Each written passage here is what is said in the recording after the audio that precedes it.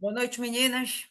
Estamos aqui concluindo o livro de 2 Coríntios. Falta com hoje só mais um capítulo. A gente está chegando no finalzinho, vendo as considerações finais de Paulo. Os dois livros, né, 1º e 2 Coríntios, são extremamente ricos. Vale muito a pena, depois dessa meditação, reler, até para fixar o entendimento que a gente tem tido. E uma coisa é certa, pessoal, eu costumo fazer isso às vezes, né? Eu leio o texto, medito, e aí depois, em algum momento, a gente vai lá e volta, e é incrível como a gente consegue perceber outras coisas, como várias outros ensinamentos passam batidos pela gente, né? Então, de forma alguma, o que a gente está fazendo aqui esgota o assunto, né? Muito pelo contrário, só talvez a pontinha do iceberg.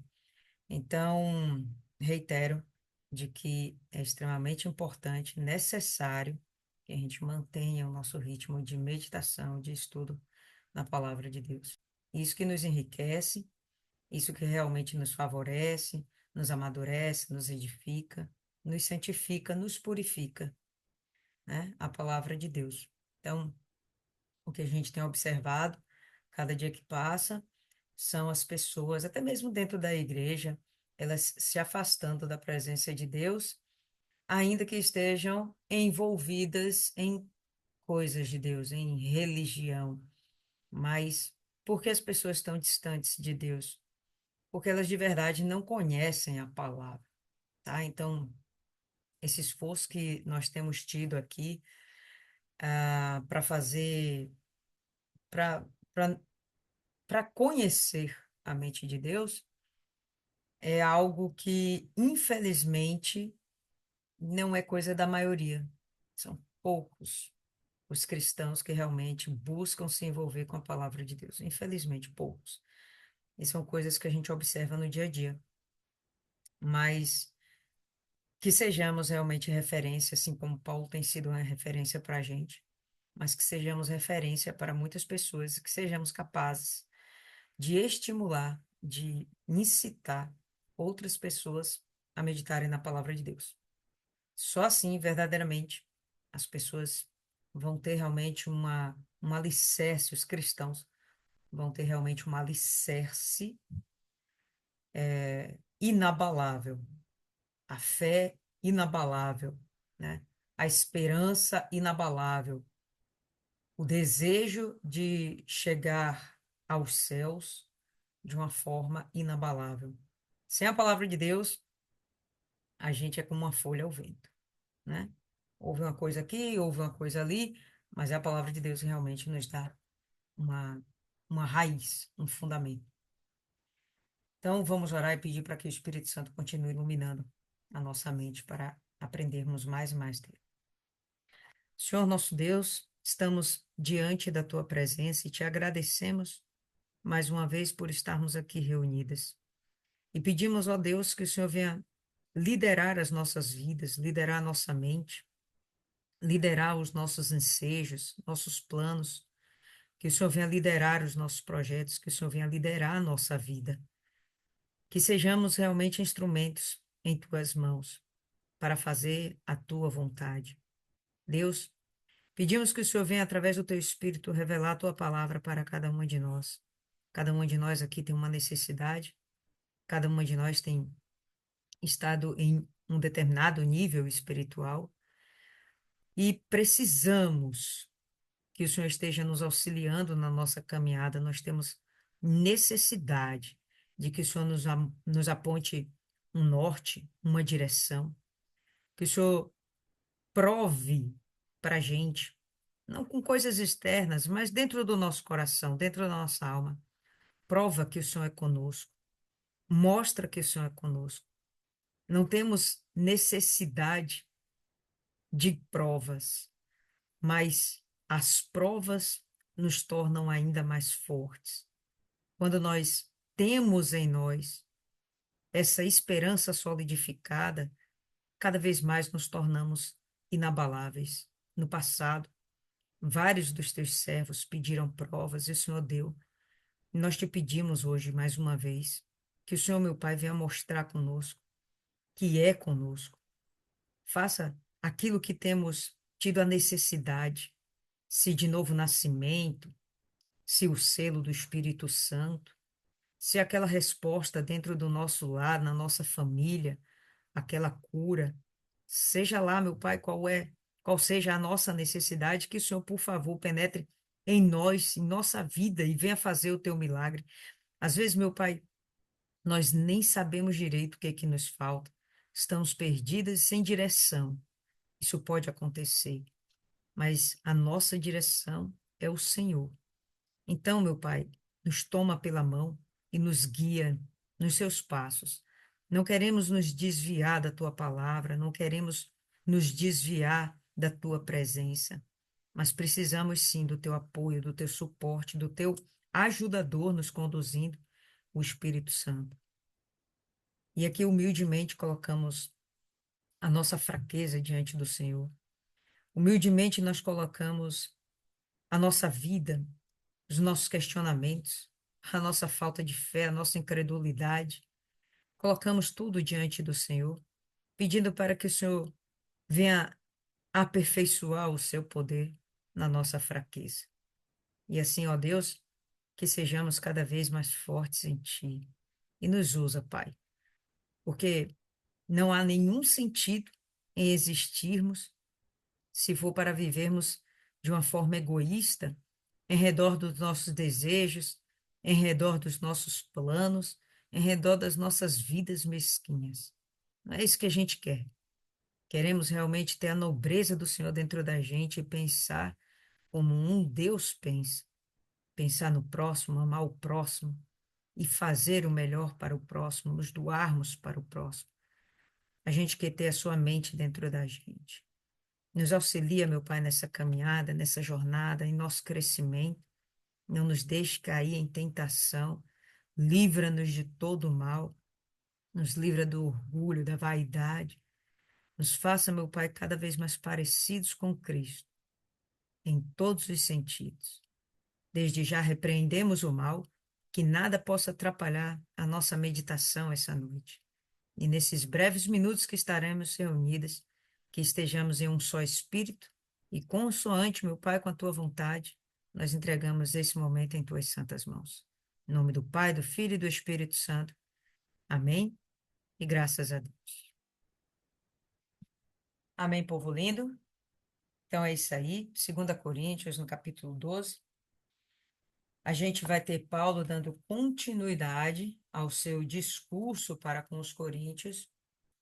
E nisso ele está mostrando para os coríntios as suas qualidades, a sua experiência, a sua dedicação à obra de Deus, as suas experiências com Deus, com Cristo, suas experiências com as pessoas, no fazer discípulos, no ganhar almas. E ele vai mostrando que na desenvoltura da sua missão de ganhar almas, ele vai dizendo o quão ele já sofreu pela causa de Cristo. E ainda assim, ele continua firme e determinado a continuar fazendo a vontade de Deus. E aqui é como se ele continuasse apresentando as suas qualidades. Novamente repito, ele não faz isso para exibir-se, não é exibicionismo, não é orgulho nem vaidade própria. O que ele quer esclarecer para aquelas pessoas que ele é tão apóstolo de Deus quanto aquelas pessoas que se diziam apóstolos de Deus ou até mais do que eles. E ele vai continuar esse discurso. Verso 1, a gente vai ver assim, ó, não é conveniente para mim, sem dúvida, gloriar-me. E lembra que desde o capítulo passado ele está falando, eu não quero gloriar-me, isso é loucura. Mas se vocês querem que eu seja louco, então eu vou dar uma de louco. E toda hora ele fala, isso não sou eu, não é por mim, não é para mim. Isso é Cristo em mim. Isso é Deus por mim.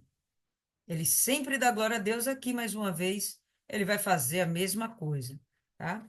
Então, não é conveniente para mim. Ele entende que não é a coisa mais coerente, mas nesse momento, sim, é necessário ele pontuar esses fatos. Não é conveniente para mim, sem dúvida, gloriar-me. Eu passarei as visões e revelações do Senhor. Então, ele vai intensificar. É como se ele estivesse passando para um outro nível, né? Ele falou de muitas coisas que ele viveu, de muitas experiências que ele teve com Cristo, e agora ele vai aumentar o nível, realmente, ele vai colocar o nível lá para cima. Ele vai falar de uma experiência em particular que ele teve, que muito pouca gente já teve na existência desse planeta com essa humanidade, tá? Que são visões, revelações diretamente do céu. Ele viu o terceiro céu. Então, em princípio, esse ver o terceiro céu é uma experiência para ele. Deus fortalecendo ele para tudo que ele tinha que viver. Então, Deus estava mostrando: olha só o que te espera, olha só como é que isso funciona. Enfim, não sabemos ao certo de tudo que Paulo viu, porque ele mesmo vai dizer que são coisas das quais ele não pode fazer menção, ele não pode revelar, é proibido a ele. Mas Deus deu essa oportunidade, Deus deu essa dádiva, né? Esse privilégio para Paulo. E ele vai falar: olha, eu tive esse privilégio. E eles, né? Os outros, os falsos apóstolos, os crentes judaizantes, será que eles tiveram a mesma experiência que eu? Será que eles estão tão assim com Deus como eu estou? É assim, ele vai defendendo a sua autoridade espiritual. Então, eu passarei as revelações, as visões e revelações do Senhor. Conheço um homem em Cristo, então ele está situando que não é qualquer ser humano, é um cristão, um homem em Cristo, né, um nascido de novo, não é qualquer pessoa, um nascido de novo, que há 14 anos, e se a gente for pontuar o que significa 14 anos, é algo onde Paulo ainda nem fez a sua primeira viagem missionária, tá? Então, é um momento que Paulo teve da revelação do céu, onde ele ainda não tinha começado sua grande obra missionária. Ainda não tinha começado, mas Deus já deu essa revelação para ele. E eu penso que não é à toa, sabe? Se, se, por exemplo, quando a gente era criança, né? Algumas de nós, pelo menos, talvez tenha passado por essa situação. Você estudava o ano inteiro e seu pai e sua mãe te prometiam um presente se você passasse de ano. Que presente? Não, vou te dar uma bicicleta, um videogame, um patins, né? Era algo assim interessante, né? Enfim, quando você sabia da premiação no final do ano, você se empenhava um pouco mais. Ou talvez você se empenhasse muito mais, para que você não ficasse de recuperação, para que você não perdesse de ano, e lá ia. Por quê? Porque no final daquela jornada, você tinha uma premiação. Sabe, penso que Deus revelou essas coisas para Paulo, porque o que Paulo ia passar, eu penso que nenhum outro discípulo passou. Todos eles sofreram, todos, todos. Mas o que Paulo passou foi muito mais intenso, foi muito mais sofrido. E para Deus fortalecer a esperança desse rapaz, Deus levou ele no céu. Olha, é por isso aqui que você vai passar o que você vai passar lá na terra, e para que muitas outras pessoas tenham acesso a isso aqui. Então, isso é para o cara sentir, entender qual a importância do chamado dele, qual a importância do seu desempenho diligente dentro da sua missão. Você tem que ser o cara, Paulo, porque se você vacilar, olha quanta gente vai perder isso aqui, mas por causa de você, muita gente vai entrar nisso aqui. Então, Deus estava já preparando o coração dele para toda a dureza que ele ia enfrentar na sua jornada aqui nessa terra. Então, eu conheço um homem em Cristo que há 14 anos, se no corpo eu não posso dizer, ou se fora do corpo eu não posso dizer, Deus o sabe. O tal foi arrebatado ao terceiro céu. E nós entendemos que o terceiro céu sinaliza como sinônimo do paraíso, né? Então, quando o próprio Jesus fala lá com o ladrão na cruz, o ladrão da direita, ele chega e fala, né, com Jesus, ó, lembra-te de mim quando entrares no reino. Aí Jesus fala, pois eu te digo que ainda hoje tu estarás comigo no paraíso. Onde é esse paraíso? Está aqui. É o terceiro céu. Paulo foi levado a esse lugar. E foi uma experiência tão violenta e tão absurda, tão superior àquilo que nós somos, que ele nem consegue interpretar se ele foi levado em corpo ou apenas em espírito. Ele não consegue dizer. Foi uma experiência tão violenta, né? Não no sentido de violência, de dor, mas algo tenso, intenso demais, tão fora do normal, tão sobrenatural, que ele não consegue discernir se ele estava lá no corpo ou se foi apenas em espírito. E ele chega e diz: Deus o sabe, né? Foi arrebatado ao terceiro céu.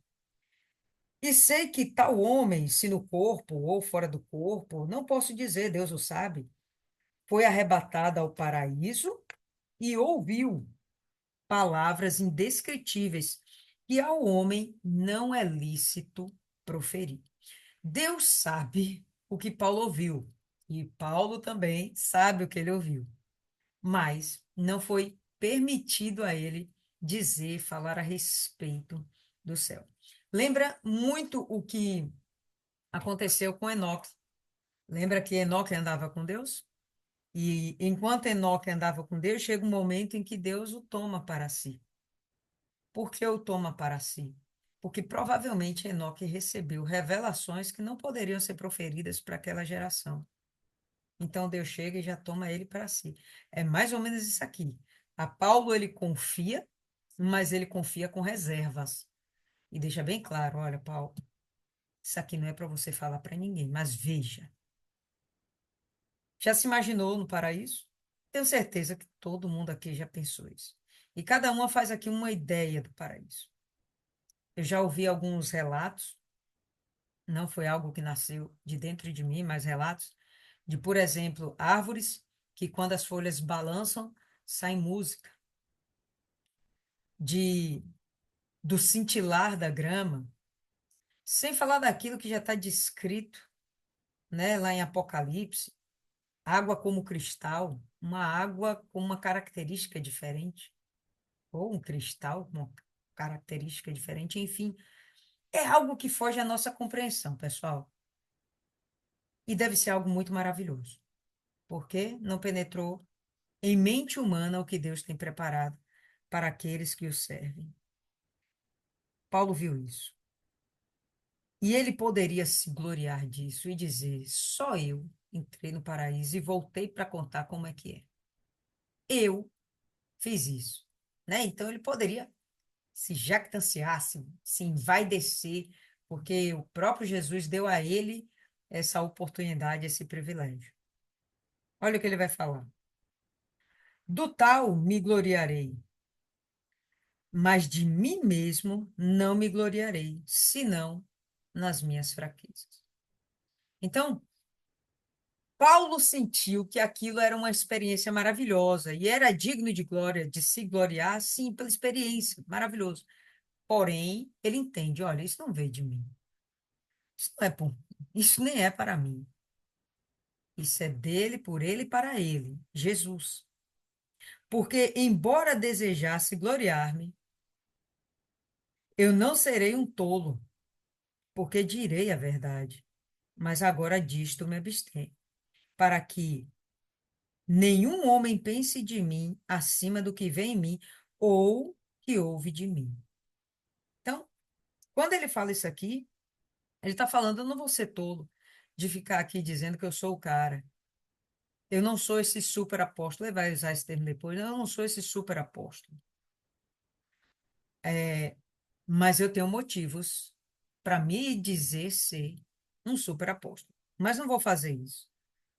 Pelo contrário, vou dizer apenas a verdade. Não vou ser um tolo, não vou ser um estúpido, um louco de achar que essa experiência eu vivi por causa de mim, eu, Paulo, o Paulo de Tarso. Não, eu vivi essa experiência porque eu me coloquei como servo de Deus e Deus me usou, ponto final. E ele me chamou primeiro e eu aceitei o chamado e acabou, eu sou um vaso.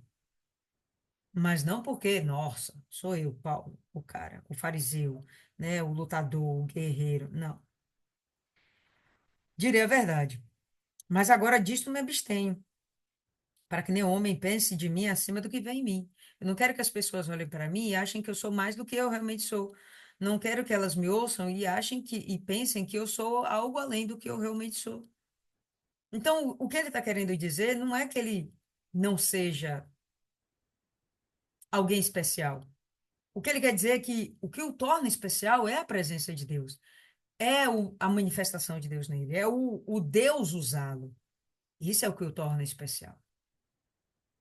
E para que eu não me exaltasse acima da medida, que seria algo natural, imaginou, cara, tu foi no céu, como é que você vai se sentir? Você está acima de tudo, acima de todos, né? Você se sentiria assim. Eu tive lá com Jesus Cristo, caminhei com ele no paraíso. Eu vi, inclusive, o ladrão da cruz. Como é que você não ia se sentir? Por muito menos que isso, nós, meros mortais, a gente se envaidece dentro do nosso trabalho, algo que a gente efetuou e que ficou muito bem feito, a gente já se acha melhor do que todo mundo, superior. Dentro da nossa igreja, né? Você foi lá e limpou o banheiro. Ninguém foi, só você foi. Você sente, nossa, eu que faço as coisas por aqui, né? Ninguém é mais útil do que eu, ninguém é mais usado do que eu. Então, por coisas muito bobas, muitas vezes a gente se coloca numa condição de superioridade em relação aos demais.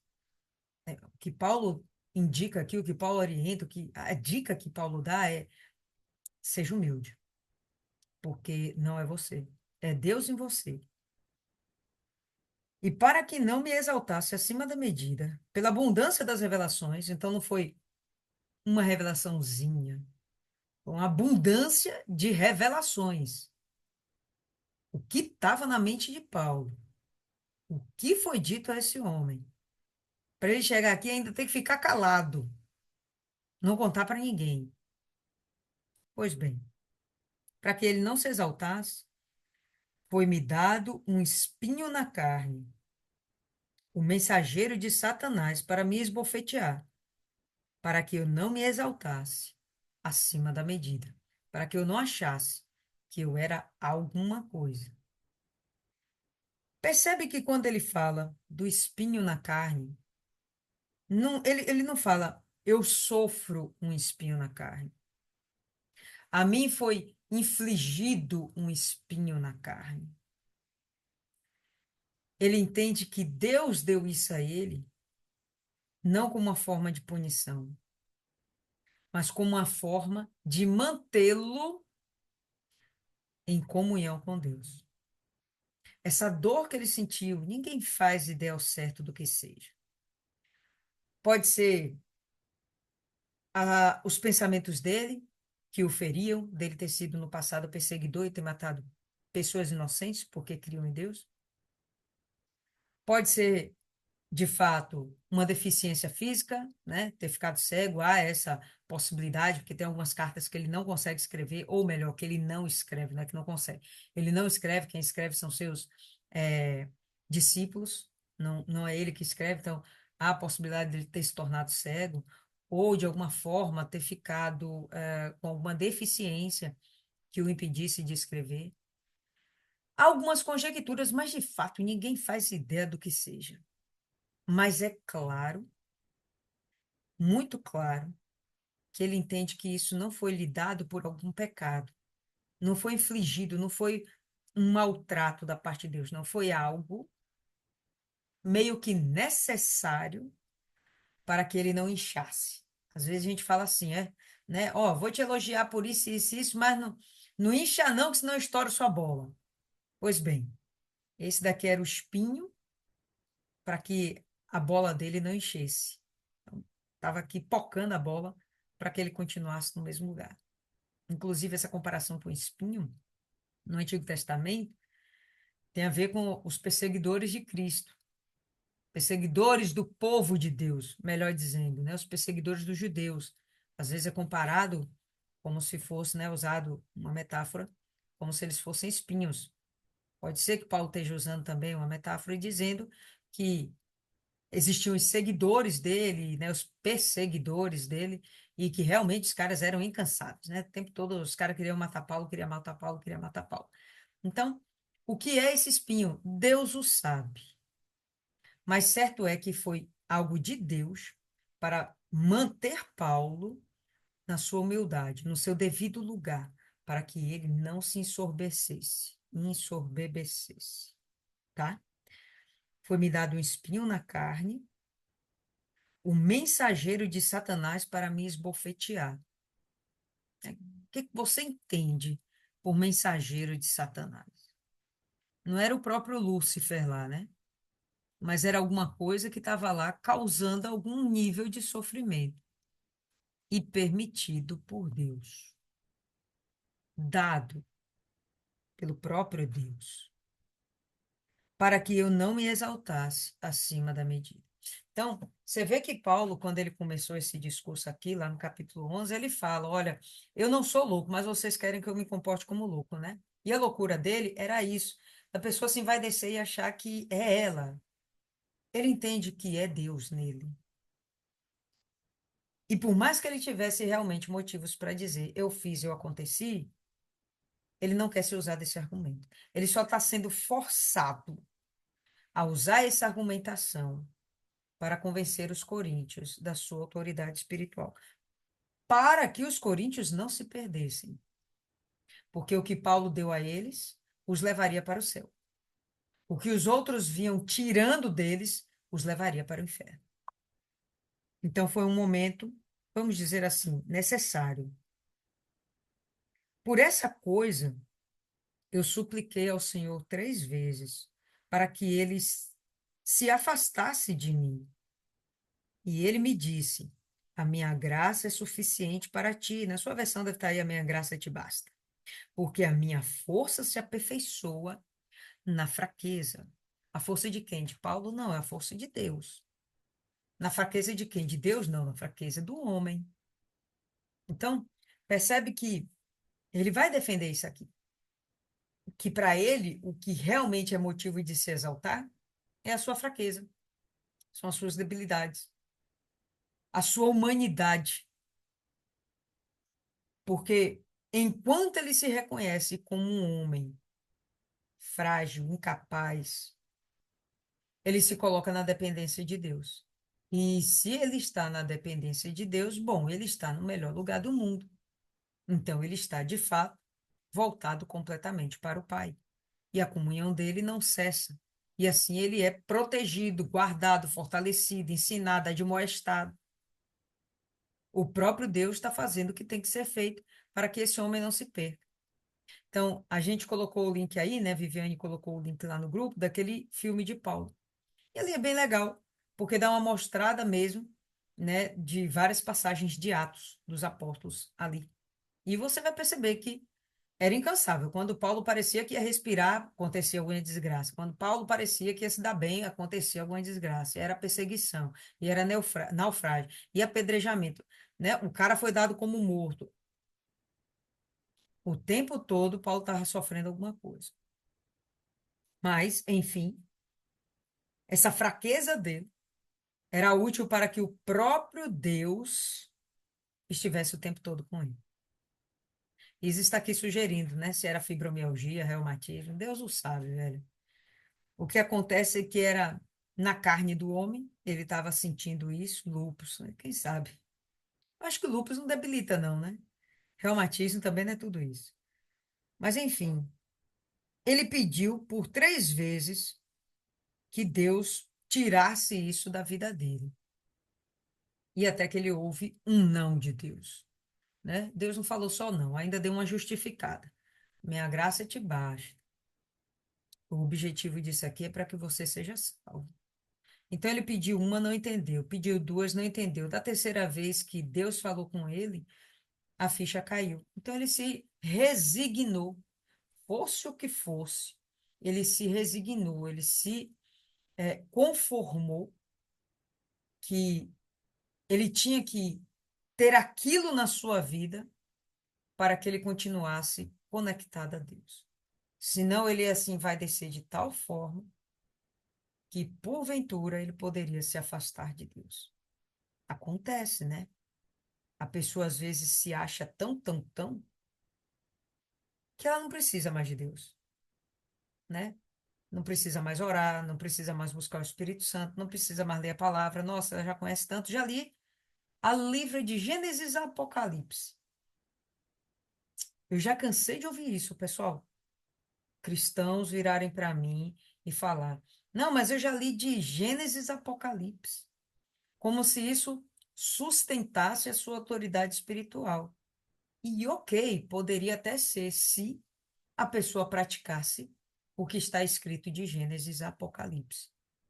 Mas quando você vê uma distoância, né, entre a conduta e o que a pessoa fala, então você começa a perceber, pô, essa leitura não valeu muito a pena, né? Se tivesse lido uma história em quadrinho, daria no mesmo, certo? Então, a gente vai perceber que Paulo, ele tem esse cuidado, desde lá do capítulo 11, ele tem esse cuidado. Olha, gente, não vale a pena se gloriar, mas o que eu estou querendo é só demonstrar que sim, eu tenho um chamado, tá? E foi o próprio Cristo que me deu. A minha graça é suficiente para ti, porque a minha força se aperfeiçoa na fraqueza. Acabou. Paulo parou de orar e simplesmente continuou a vida dele. Qual era a vida dele? Pregar. Então, eu conversava há algum tempo atrás com uma pessoa, né, cristã, e essa pessoa se queixava, falava comigo: olha, eu não sei qual é o meu propósito. Como assim você não sabe qual é o seu propósito? Eu não consigo entender uma pessoa que se diz cristã, que tem acesso à Bíblia, que frequenta reuniões, seja lá qual for a igreja, ouve a palavra de Deus e vira e diz: não, eu não sei qual é o propósito de Deus para com a minha vida. Como assim? Nosso propósito é muito claro: buscar a nossa salvação e tentar salvar o máximo de pessoas eu possível. Esse é o nosso propósito. É isso o nosso propósito. Ah, mas eu vou ser médica ou eu vou ser faxineira? Né? Eu vou morar na Barra ou eu vou morar nos Estados Unidos? Gente, isso são coisas. Isso não tem a ver com propósito. Você dizer que não sabe direito que direção tomar é uma coisa, mas você não saber o seu propósito. Paulo sabia muito bem qual era o propósito dele. E a despeito das dores que ele sentia, do mal que lhe sobrevinha, do próprio mensageiro de Satanás lá presente, na cara dele, pá, pá, esbofeteando para colocar ele numa condição de humilhação, ele sabia qual era o propósito dele: ganhar almas, salvar a sua própria alma, ganhar almas. Como é que a gente se perde do propósito de Deus? Não tem como, né? Aí você começa a se questionar. Quando uma pessoa comenta isso contigo: não, não sei, estou sem propósito. Não sei qual é o propósito de Deus para com a minha vida. Ele não falou comigo. Deus não me revelou ainda. Como é que não revelou, gente? Está escrito na Bíblia, nos evangelhos. Como é que não revelou? Então, se você não compreendeu a mensagem de Cristo, vê se não abre um parênteses com uma interrogação imensa a respeito da sua espiritualidade, da sua salvação, do seu novo nascimento. Você vê que Paulo, diante das dificuldades e diante dos problemas mandados pelo próprio Deus, ele sabe muito bem o que ele tem que continuar a fazer, ele vai continuar fazendo. E no nosso meio, pessoas dizendo que não sabem qual é o seu propósito, porque tem dificuldades na vida que ainda não foram solucionadas. Bom, eu não sei, pessoal, sinceramente, eu não diria para você pare de orar, a não ser que você sinta que Deus mandou você calar a boca. Mas se você tem um problema, insista, persevere. É um problema na saúde, insista, persevere. Eu não diria para você parar de orar, a não ser que você perceba que o próprio Deus mandou você calar a boca e se conformar com isso. Mas caso contrário, suas dores, suas dificuldades, seus problemas são oportunidades para você vivenciar sua fé, vivenciar sua intimidade com Deus. Quanto mais problema, vamos lá, venhamos e convenhamos, quanto mais problema, mais oração. A gente se torna mais contrito com Deus. Então não são coisas ruins. E daí você dizer que só porque Deus te disse um não, ou porque Ele está te preparando para a bênção, Deus não tem propósito com você, ou você não sabe qual é o propósito de Deus para com você. Incrível que Paulo, ele está muito consciente de que o próprio Deus lhe deu revelações maravilhosas. O próprio Deus colocou um Satanás na frente dele para humilhá-lo, e o próprio Deus continua cuidando dele para salvá-lo e usá-lo para salvar muitas outras pessoas. Paulo não se perdeu do seu propósito. Saízes. Perseguição é um sinal de que você está no caminho certo. E ponto final. No meio do caminho, pessoal, a gente não pode começar a se perguntar o porquê. Por quê? Não pode, a gente não tem esse direito. Seria muita estupidez e ignorância espiritual. E quando eu falo ignorância, é de você desconhecer o que Deus quer, a proposta de Deus, a proposta de salvação. Por que que ele te criou? Foi para louvá-lo, para adorá-lo, para amá-lo como um pai e adorá-lo como um Deus. Esse é seu propósito, e se multiplicar em novos filhos e novos adoradores. Esse é o nosso propósito. Não tem como a gente se perguntar. Não tem como a gente se perguntar. Enfim, essas coisas acontecem. Ainda hoje, eu conversava com uma pessoa e a pessoa com, com um quadro, fala para vocês assim: eu quero mudar de ares, eu quero mudar disso, eu quero mudar daquilo, porque aqui eu já deu, já cansei. Eu acho isso delicado. Esse seu mudar de formas radicais apontam para necessidades dentro da gente, tá? Então, por exemplo, vou mudar meu corte de cabelo, vou raspar e deixar curtinho. É algo meio absurdado, não é uma coisa normal. É uma mudança agressiva, extrema, o objetivo é chocar, concorda? Vou mudar de condição, tô casada, vou me divorciar. É algo estranho, não é normal. Que negócio de mudança é essa? Não cansei. Assim cansou. Nesse lugar aqui, para mim, já deu. Eu quero ir buscar novos ares.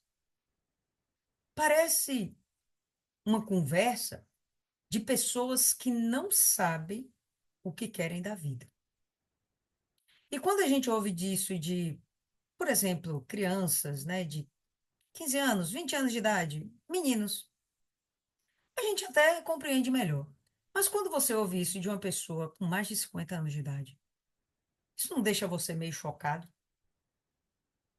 Quero mudar, não sei bem o que, mas aponta para uma falta de propósito. Se, esses desejos, a Ramalho canta uma música assim, né? O desejo dentro de mudar aponta para uma falta de propósito. Significa que você está tão vazio, que dentro de você tem que preencher com alguma coisa, porque aquele seu vazio está te perturbando. E aí, de repente, mudar de ares, mudar o corte de cabelo, fazer uma coisa assim aberrante, como se aquilo fosse te preencher, coisas novas, novidade, né? Eu quero novidade. Que grande novidade realmente vai transformar a sua vida se não for a palavra de Deus, né? Se você tem algum objetivo em particular, não, vou abrir um empreendimento naquele lugar. que ali eu já vi que o negócio é melhor, entendeu? Quero me mudar para tal lugar, eu quero um lugar de paz. Sabe, o argumento é diferente, mas um argumento de é, eu estou em busca de algo que eu não sei bem o que é, mudar de igreja, ou mudar de igreja. Isso mostra o vazio que há dentro da gente. Vazio que há dentro da gente. Teve um momento bem complicado que eu passei na minha vida, na minha caminhada cristã, que a igreja onde eu estava, o pessoal estava malhando, falando mal de mim, né? Dizendo que coisas absurdas, enfim, denegrindo a minha imagem. E se fosse justo, ok, toleraria de boa, mas eram mentiras. E aí, naquele momento, eu pensei, pô, não dá para continuar aqui, porque eu não conseguia olhar para a cara das pessoas, porque batia logo a raiva, a ira, e aquilo ali podia virar uma mágoa, um negócio assim, bem desgraçado dentro de mim. E eu pensei comigo, não, eu vou sair dessa igreja. E eu pensava, eu vou para onde? Tu vai mudar o quê? Então, mudar de igreja não era a solução para mim. Eu tinha que continuar na igreja que eu estava. Mas, por um tempo, eu mudei de bairro, mas na mesma igreja. Mudei de bairro, o mesmo espírito, a mesma coisa, né? Até que então eu voltei para a mesma igreja, tá? E isso é legal até para que mostre testemunho. Ó, continuou, tá firme, tá ali, tá de pé. Falaram isso, aquilo, aquilo outro, mas aconteceu alguma coisa, porque tá firme, tá lá, tá de pé, né? Então serve como testemunho, certo? Então, aonde eu quero chegar com essa reflexão? Se dentro da gente existe esse negócio de eu preciso mudar e você não sabe bem o quê, por causa de falta de propósito, se aponta para provavelmente uma falta de novo nascimento. Que quando a sua mente muda, o que é a mente mudar, pessoal? Não é a mente mudar de eu beber cerveja e eu não quero mais beber cerveja, não, é muito superior a isso. Eu era pecador e agora eu sirvo a Cristo. Sirvo a Cristo. Então isso já é seu propósito. Aonde? Aqui ou no Himalaia? Dane-se, mas é o seu propósito. E isso tem que estar tão dentro de você, tão intrínseco, que nunca, jamais, em lugar algum, você vai estar perdido. Aonde você estiver, você está no lugar certo. E é simples assim. Voltando a Paulo, o cara sabia qual era o lugar dele. Qual era o lugar dele? Coríntios, Éfeso, Tessalônica? Não. O lugar dele era no centro da vontade de Deus. E onde ele tivesse, o cara estava fazendo a vontade de Deus. Simples assim. Ah, mas tinha dificuldade, beleza. E ele entendia. Deus disse um não para ele, um não categórico, né? E ainda assim ele, não, tudo bem, eu vou continuar a minha missão. Por quê? Porque eu estou no centro da vontade de Deus. É o lugar mais seguro para uma pessoa estar. É o lugar mais perfeito. É o lugar que te dá paz. É o lugar que te preenche. Que lugar melhor do que o centro da vontade de Deus? E ele vai continuar. De boa vontade, pois, me gloriarei nas minhas fraquezas e no poder, para que o poder de Cristo repouse sobre mim. Então, se eu me considero autossuficiente, eu não preciso de ninguém, né? Se Paulo se considerasse autossuficiente, não precisaria de ninguém. E como é que ia funcionar essa sua comunhão com Deus, a comunhão dele com Deus? Como é que ia funcionar isso se você não precisa de ninguém? Né? Se você é suficiente. Então, Paulo entendia que o ser humano é fraco. Por que o ser humano é fraco? Porque o ser humano não é Deus. Então, em muitas circunstâncias, o ser humano vai ser falho, vai ter inclinação para o pecado, vai ter uma luta dos infernos para alimentar o espírito e sacrificar a carne. Ser humano não é Deus. Deus não tem essas dores de cabeça. Mas ser humano não é Deus, ser humano é fraco. Porém, o poder de Deus se manifesta em nós para suprir as nossas necessidades. Para a minha necessidade, perdoar. Oh, Deus, eu não consigo, preciso, eu não consigo, eu não consigo. Ah, mas você vai ter que tomar a decisão. Quem é que vai te sustentar nessa história? O Espírito Santo. Não, o que eu preciso não é perdoar. O que eu preciso é me perdoar. Pô, aí é só o poder de Deus mesmo. Não, o que eu preciso não é te perdão. Seja lá o que for, pessoal. Preciso de uma cura. Eu tô com depressão. Esses dias eu estava ouvindo um cristão, povo no nosso meio. Eu fui no médico porque estava com depressão. Eu não consigo entender isso, pessoal. Sinceramente, me perdoe. Podem me chamar do que quiser, mas eu não consigo entender uma pessoa cheia do Espírito Santo com depressão. Eu não consigo entender. Isso não entra na minha cabeça. Uma pessoa cheia do Espírito Santo com sinais de depressão. Depressão é o desespero, é a desesperança da alma. Como é que a sua alma perdeu a esperança se o Espírito Santo está ali alimentando ela todos os momentos? Olha, você vai para o céu. Você vai para o céu. Qual a esperança melhor que você quer nessa vida? É ter um carro zero ou ir para o céu? Ir para o céu. Não tem esperança maior.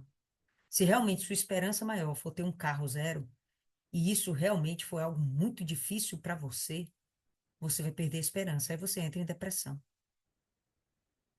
Mas quem tem o Espírito Santo já entendeu, mudou a mente, ó. Virada de chave, renovação da mente, transformação da mente. Minha esperança não é mais nesse mundo, minha esperança é completamente sobrenatural. É ir morar no céu. É ir estar com Jesus. É estar no governo milenar. É participar a eternidade toda na presença de Deus. Essa é a minha esperança. Pronto, não tem por que você ter depressão. Não faz nenhum sentido você perder a noção do seu propósito. Não, não tem, eu não consigo compreender. Mas são coisas que estão no nosso meio, tá? Todo dia, no nosso meio. De boa vontade, pois me gloriarei nas minhas fraquezas para que o poder de Cristo repouse sobre mim. Seja qual for o seu BO, fique felizona. Agradeça em tudo, dai glória a Deus, porque poder dele está sobre você para te guardar, te proteger, te preservar, te ensinar. Ele te toma pela mão, te conduz. Você não vê com os seus olhos, mas a coisa está toda acontecendo. Tem anjos em seu redor, lutando ferrenhamente com espadas de fogo desembanhada para conter o inferno que está querendo te derrubar. A gente não vê, velho, mas a gente não sabe como a gente é amado, tratado, bem cuidado. A gente não tem noção só porque a gente não vê. Mas é aí que Deus exige da gente uma nova mente. Porque o que a gente não vê com nossos olhos, a gente vê com nossa mente. Portanto, eu tenho prazer nas fraquezas, nas censuras, nas necessidades, nas perseguições, nas aflições por causa de Cristo. Tem perseguição que você passa por causa das besteiras que você fez na vida. Você tomou dinheiro na mão do agiota.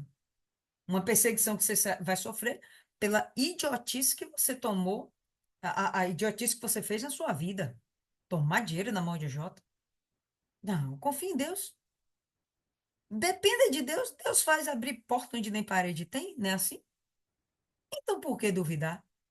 Aí você não confia em Deus, duvida do cuidado de Deus com você, você não vê as miríades de anjos que Deus deu ordem a seu respeito para cuidar de você e te preservar em tudo. Aí você não confia, você vai lá, toma dinheiro na mão da agiota. Aí o agiota vem atrás de você, porque você não pagou.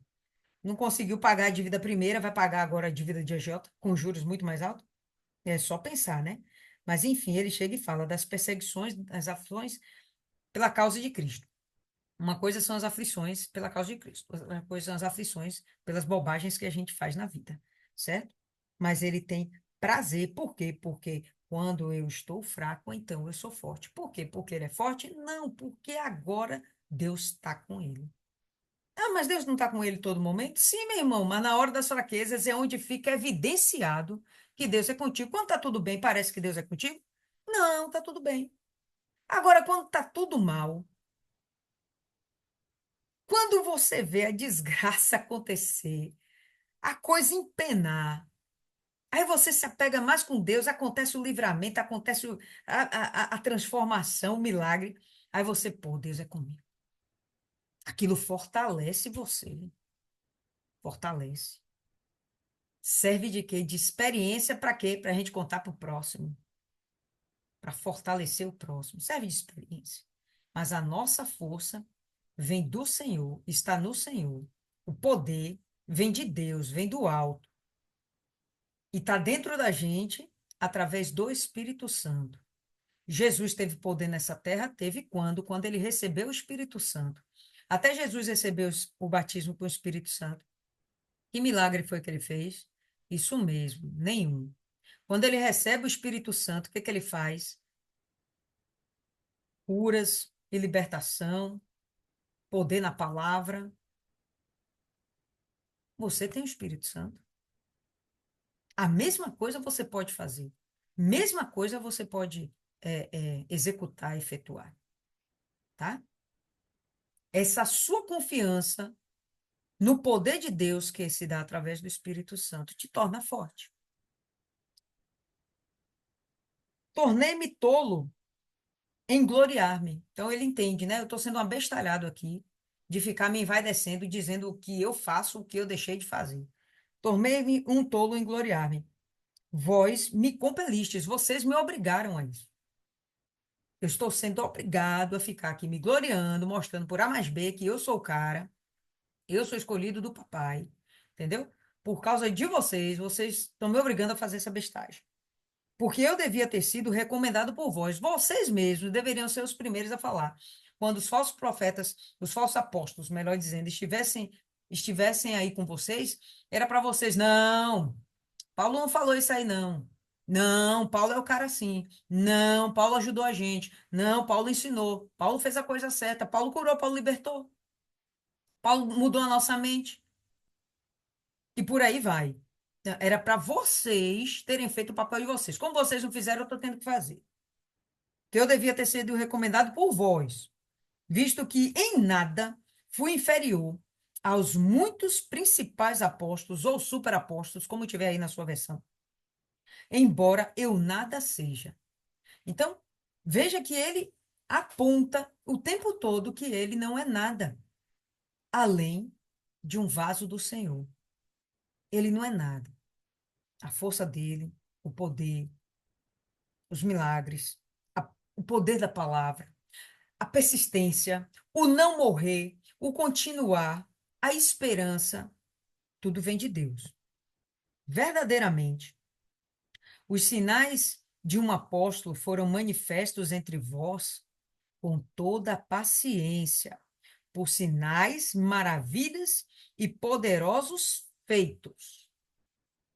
Pois em que éreis inferiores às outras igrejas, exceto que eu mesmo não vos fui um fardo, não vos fui um fardo. Então, olha o que ele está querendo dizer. Chegou um apóstolo aí, quem era esse apóstolo? Ele mesmo, né? Fez o quê? Com paciência ensinou, falou da palavra de Deus, com paciência. É assim que se cuida com a criancinha, né? Começar a ensinar é com paciência. É quando se torna rebelde que a paciência se perde. Mas, enfim, com paciência ensinei, por sinais, maravilhas e poderosos feitos. Milagres, curas, libertação. Vocês viram tudo, ok? Então, em relação às demais igrejas, vocês não estavam devendo nada a ninguém. As outras igrejas tinham cura? Vocês tinham. As outras igrejas tinham manifestação de poder? Vocês tinham. As outras igrejas tinham fundamento firme na palavra de Deus? Vocês também tinham. As outras igrejas conheceram a Cristo através do Espírito Santo? Vocês também. Então, em que vocês eram inferiores às demais? A não ser por um ponto. Quando eu cheguei até vocês, eu não pedi ofertas a vocês. Eu não pedi patrocínio para vocês. Eu não fui um peso para vocês. Eu não fui um fardo. A única diferença. E o fato de eu não pedir nada a vocês, isso me torna incapaz ou inadequado? Como assim? Só isso que ele fala. Pois em que éreis inferiores às outras igrejas, exceto que eu mesmo não vos fui um fardo. Não vos fui um fardo. Perdoai-me neste erro. E ele está sendo irônico, tá? Porque para ele isso não foi um erro. Isso foi uma necessidade. Ele não podia exigir das ofertas para si. Talvez porque ele entendesse justamente ser uma igreja, ah, vamos dizer, como neófita, né? Uma igreja que talvez tivesse uma inclinação para desenvolver maus olhos quanto às ofertas. Então, ele não pede as ofertas para ele. Ele vai pedir oferta, a gente já viu que ele pede. Mas a oferta que ele pede é para levar para Jerusalém, não são para ele. Não são em causa própria. É para levar para os cristãos que estão se lascando lá em Jerusalém. Então, ele fala: perdoai-me este erro. Eis aqui, pela terceira vez, estou pronto a ir ter convosco, e não vos serei um fardo. Eu vou para com vocês, estou aqui pronto. Vou voltar a vocês e vou continuar nessa mesma linha de pensamento, nesse mesmo proceder. Eu não quero que vocês me mantenham, não quero que vocês me sustentem. E quem mantinha ele, pessoal? Além de Paulo trabalhar na construção de tendas, de verdade, as igrejas da Macedônia enviavam as ofertas para ele. Então, ele se utilizava dessas ofertas, que, pelo que eu vi até aqui, ele também não pedia. Voluntariamente, a Macedônia se levantava para enviar as ofertas para os servos de Deus, para os apóstolos. Tá? Então, pela terceira vez, estou pronto para ir ter convosco, e não vos serei um fardo, porque não busco o que é vosso, mas a vós. Eu busco vocês. Eu não busco o que vocês têm. Eu busco as almas de vocês. O que eu quero é levar vocês para o reino dos céus. Por quê? Os filhos não devem guardar para os pais, mas os pais para os filhos. Mais uma vez, ele se colocando como um pai para a igreja de Corinto. Esse amor, esse entendimento que ele tinha para com os coríntios, né? Esse relacionamento que ele tinha com os coríntios era, para Paulo, era extremamente intenso. Paulo teve um relacionamento intenso com os coríntios, uma ligação, uma conexão de um pai para com filhos. Então, eu não quero que vocês me sustentem em nada, pelo contrário, eu entendo que os pais é que devem guardar para deixar para os filhos. Então, eu vou nessa condição. O que que eu vou levar para vocês? Minha riqueza espiritual. Vou levar conhecimento, vou levar as revelações, os mistérios de Cristo, que não foram revelados até então, mas me foram revelados. Sobre o terceiro céu, não, né? Que já deixou claro aqui que sobre o terceiro céu não rola. Mas muitas outras coisas foram reveladas, e vou levar essa revelação, vou levar cura, eu vou levar aí libertação, vou levar salvação para vocês, tá? É isso que eu vou levar. Minha riqueza é essa. E eu muito alegremente gastarei e me deixarei gastar por amor, ou melhor, por vós.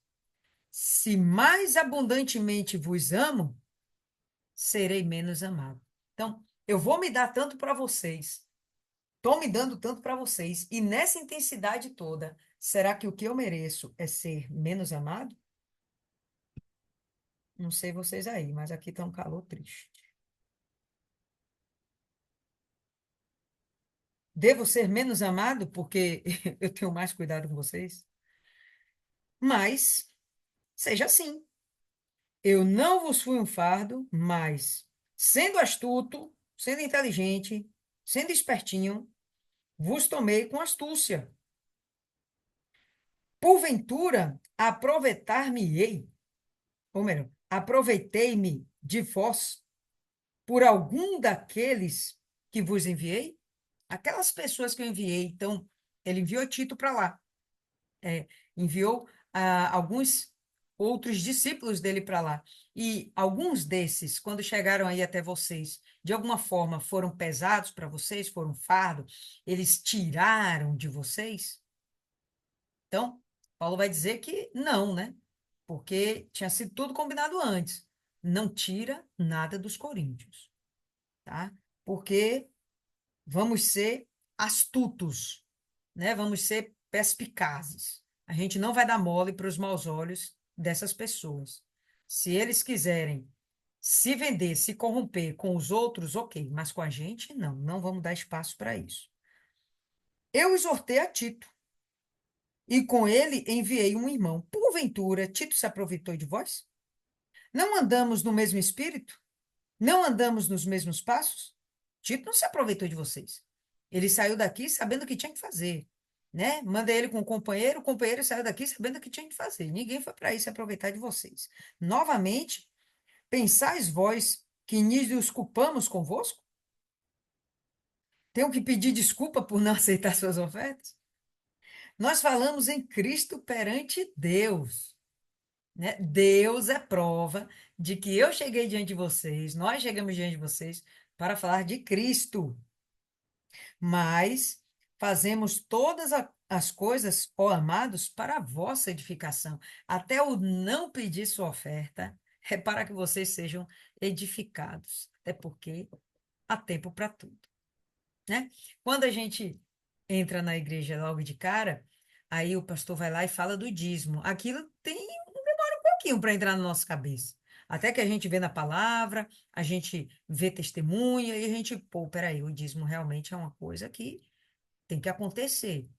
Aí, para dar oferta. E a fogueira santa? Então, essas coisas assim, na cabeça de alguém que está sendo formado em Cristo ainda, às vezes pode causar um conflito, pode causar uma confusão e pode causar até um afastamento. Então, Paulo deve ter percebido que a igreja de Corinto tinha esse nível de inclinação. Ele fez questão de não usufruir das ofertas, ainda que ele julgasse ser do seu direito. Ele não fez isso. E tudo que ele fez foi para edificação dos coríntios. Porque temo que quando chegar, não vos acharei como eu quereria, e que não serei encontrado por vós como querereis, que de alguma maneira haja debates, invejas, iras, contendas, maledicências, murmúrios, inchações, tumultos.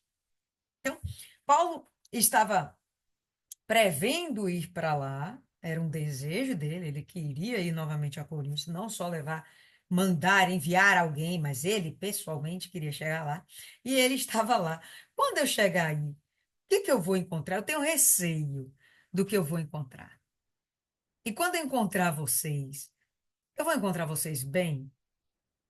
Quando vocês me virem, vocês vão me ver em paz, né? Vocês vão me ver como vocês querem me ver? Como é que vocês querem me ver, né? Como é que a ovelha quer ver o seu pastor? Um bom pastor, né? Levando alimento, cuidando, fazendo carinho, conduzindo por aqui, conduzindo por ali. Mas quando a ovelha é rebelde, aí tem que pegar aquele gancho, né? Puxar pelo pescoço, né? Dar umas travadinhas. E ele estava pronto para fazê-lo. Se fosse necessário chegar lá de uma forma incisiva para exortar e disciplinar a igreja, ele estava disposto. Era o que ele queria? Não. Ele queria chegar lá e encontrar o povo todo convertido e continuar falando da salvação. Ele não queria voltar aos rudimentos da fé, falar sobre o que já havia sido dito. Ele queria, daí para frente, evoluir. Então, ele entende. Como é que eu vou encontrar vocês depois que esses cristãos judaizantes perverteram o pensamento de vocês, possivelmente possam ter pervertido o pensamento de vocês. Como é que eu vou os encontrar? E quando vocês me virem, se será que vocês vão me ver em paz? Será que eu vou chegar aí tranquilão? Eu quero chegar tranquilo, mas eu vou ter paz quando encontrar vocês? Que de alguma maneira, eu receio que de alguma maneira haja os debates, as invejas, as contendas, as maledicências, o murmúrio. inchação, as inflamações, né? Os tumultos, a bagunça. E que, quando eu for novamente, o meu Deus me humilhe entre vós, e que eu lamente por muitos que pecaram anteriormente e não se arrependeram da imundícia, fornicação e lascívia que cometeram. Então, quando eu chegar aí, o meu receio é que Deus me coloque numa condição de humilhação. Vou chegar aí, eu vou chorar, porque eu não vou, eu vou acabar encontrando pessoas que de verdade não se converteram e tornaram as práticas que não deveriam ter tornado. E isso é uma humilhação. Então, você que tem aí seu filhinho, sua filhinha, e você ensina o que é certo. Quando o guri faz o que é errado, como você não se sente, né? Vamos lá. Roubou o lanche do coleguinha. Roubou a caneta do coleguinha. Chegou em casa com a borracha do coleguinha. Você fica envergonhado. Pô, meu filho, cara. Eu ensinei ele a ser assim. Aí o filho amadurece, cresce. Aí faz coisas piores. Mentiu. Deflorou a filha dos outros. Tá usando droga. Isso pra você é como? Uma vergonha, né? Para um pai, para uma mãe, vai ser uma vergonha. Vai ser uma humilhação. Você vai lá ficar triste, pode chorar, provavelmente, vai lamentar, e vai ficar se perguntando, né? Onde foi que eu errei? Então, o Paulo tá nessa visão. Pô, quando eu chegar aí, o que que eu vou encontrar? Eu tenho muito receio de chegar aí e ver vocês praticando os mesmos atos do passado, de como se vocês não tivessem se arrependido. Isso para mim vai ser uma vergonha, porque eu dei as melhores sementes para vocês. Era para vocês estarem produzindo os melhores frutos. E assim a gente termina o capítulo 12. Vamos continuar o 13 na terça-feira. E diante do posto, pessoal, vocês têm algo mais a acrescentar? Lembrando que, com certeza, a gente não consegue exaurir o texto. Com certeza tem muitos outros ensinamentos aqui que pode passar batido nesse primeiro momento, nessa primeira leitura, mas fala aí, pessoal. O que é que vocês acham do que nós temos hoje? Quem começa aí? Acredito que ninguém tem nada a acrescentar. Não acredito. Fala, Rosa. É que, na verdade, aqui eu percebo a preocupação de Paulo com a vida espiritual, ou seja, a, a postura de um verdadeiro pastor, de um homem que teve um encontro com Deus e que estava seguindo o propósito dele, que é se manter na fé e levar outros a estarem na fé, tão firmes quanto ele.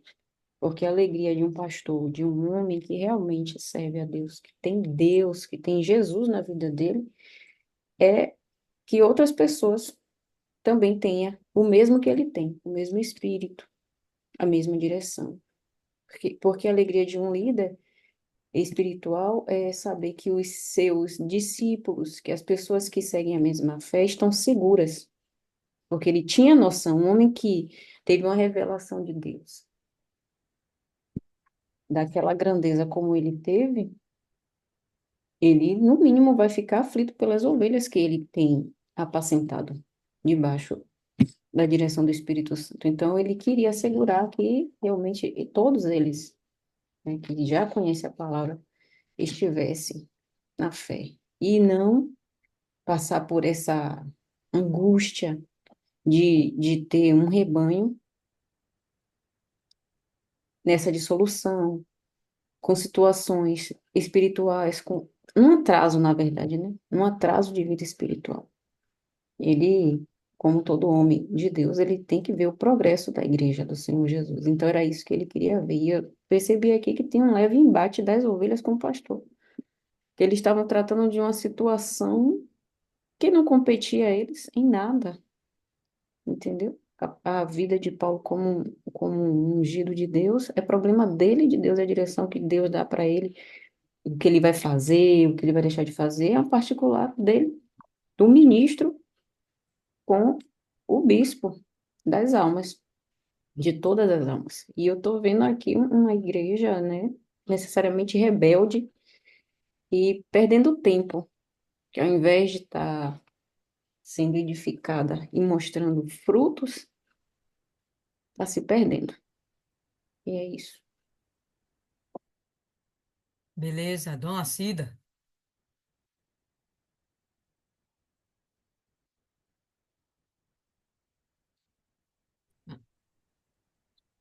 Peraí, dona Lília, deixa eu fechar assim. Não vai.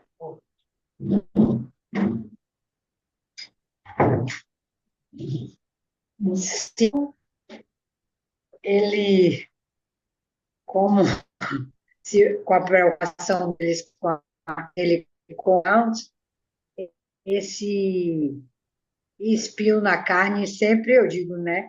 Que foi, eu, talvez ele tenha pedido a Deus que tirasse essa amargura da alma dele na perseguição do povo de Deus, né? Que ele havia perseguido muito, feito, matado muitos cristãos, né? E aquilo doía nele, sabendo que agora, né? Eu acho que é por isso que ele tem tanto cuidado, tanta, ele quer passar aquilo que ele fez, sabendo que era, como é o nome, que ele perseguiu pelos inocentes, que por ignorância dele, né?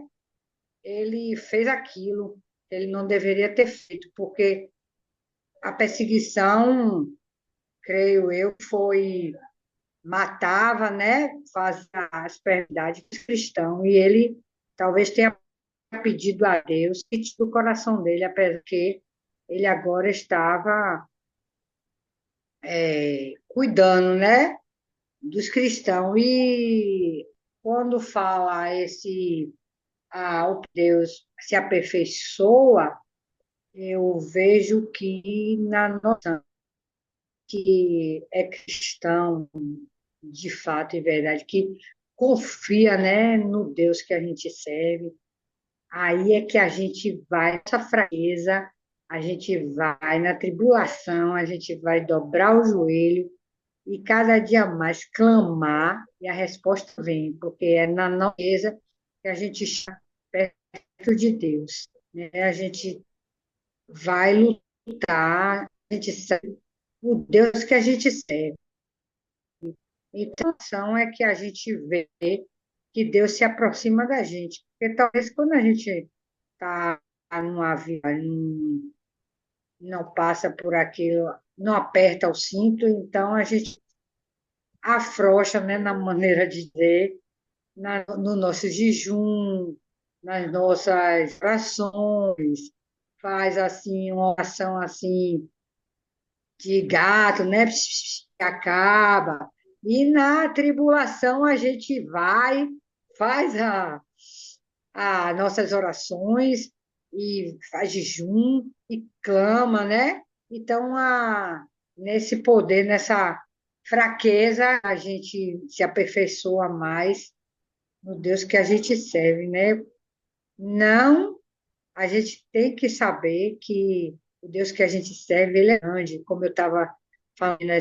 Se a gente soubesse, tivesse noção do Deus que a gente serve, se a gente tivesse descalço, a gente andaria ali, ó, e calçava o pé, porque ele é esse Deus, ele é grande, ele é magnífico, mas a gente não tem noção de como esse Deus é grandioso. A gente não ficaria em falta de nada, absolutamente nada, porque ele providencia tudo. Agora, para ele providenciar, a gente tem que crer de fato e verdade que aquilo vai acontecer, né? Porque fé é certeza, né? Do que não vê. E esse Deus é maravilhoso. E Paulo, né? Ele tenta aqui passar com todo cuidado o que a gente tem que fazer, né? Para que a gente venha ser um bom cristão e obter a salvação. Esse é o cuidado de Paulo. E naquela revelação que ele teve lá em cima, ele se torna pequeno né? Nunca a gente vê Paulo se engrandecer. Ele sempre se diminui, né? Apesar de que algo e não terrestre ele pôde presenciar lá em cima e, mesmo assim, continuar o que ficou realmente espetacular. Sim, senhora, dona Cida, sim, senhora. Isis. Aí você já fala e já encerra aí, que a gente já está Tá com o bom. horário extrapolando. Eu, eu ainda estou construindo, sabe? Hum. Esse entendimento. Porque eu sou uma pessoa que eu consigo achar conforto no desconforto. Todas as vezes que houve mudança na minha vida, mudanças realmente significativas, foi aos empurrão de Deus. Nunca foi por mera vontade. Ah, tô com vontade de mudar de casa, vou mudar de casa. Me lembro. Não que Deus não tivesse abrido a porta, não, aberto a porta, mas porque eu não quis passar, sabe? E aí o desconforto foi aumentando ao ponto de que fui obrigada a mudar. Em tudo. Eu consigo pensar aqui em vários exemplos na minha vida. E eu percebo que Paulo passou por uma dessas mudanças assim, significativas. Ele passou de Saulo para Paulo, um homem que matava cristãos, e hoje ele está dando a vida por cristãos, disposto a tudo. Peraí.